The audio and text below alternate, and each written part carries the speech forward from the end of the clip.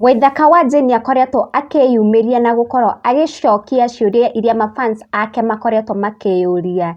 Na otoria mukioi kahinda ga thikũ thiangu ni arakorirwo lose kana gake karia kegwitwo Liam. Neci nĩ ndeto iria agikorirwo akirekereria kuria thiini wa nenda-ini ciake cia ukinyaniria. Nao mafans magagikorwo mena ciuria nyingi kuona ati Waithaka we ndagithire na gupost mbica ya kana kau. Oroho magagikorwo makiuria niki gutari na mibango ya gucakaya kana gaka. Na kiuria nyingi kiria mareyuria muno ni ati Waithaka maisha make marenderea o ta kawaida. Na otoria mukioi over the weekend agikorirwo agiperform kuria thiini wa kirabu kia La Viva na thaici ena mibango ya gukorwo agithi kuria thiini wa bururi wa UK.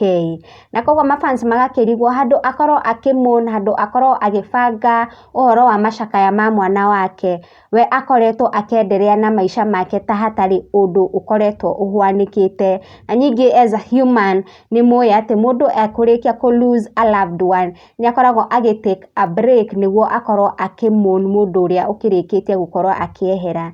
Na koguo Waithaka agikorwo agiuka na gucokeria andu na gukorwo akimera. My dear fans, I know many of you have been asking yourself numerous questions concerning baby Liam. Death is a painful occurrence whenever it hits. I lost baby Liam few days ago, handled the matter including his burial in the most silent way I could. But being an innocent soul, I was so overwhelmed and I mourned him on my timeline without including further details. That's all I can say for now, my dear friends and supporters. Special thanks to all who sent their condolence message. Your love and support has been amazing during these hard times. Rest in peace, baby Liam. It shall be well with our souls. Na uguo niguo Waithaka Wa Jane agikoretwo akiandika na gukorwo akionania ati already mwana wake ni muthike na ni kana karari kanini muno, koguo mathiko marainvolve andu aria a hakuhi muno thiini wa family yake. Oroho agagikorwo akiuga ati kana gaka ni karakorwo kakimutura na nikio ekorire akiiturura kuria thiini wa nenda-ini ciake cia ukinyaniria, although ndagikorirwo akiheana ndeto cia kiria gikoretwo kihanikiire mwana wake, ni ndwari iriku kana rari na miaka igana kana gwikira kindu ta mbica.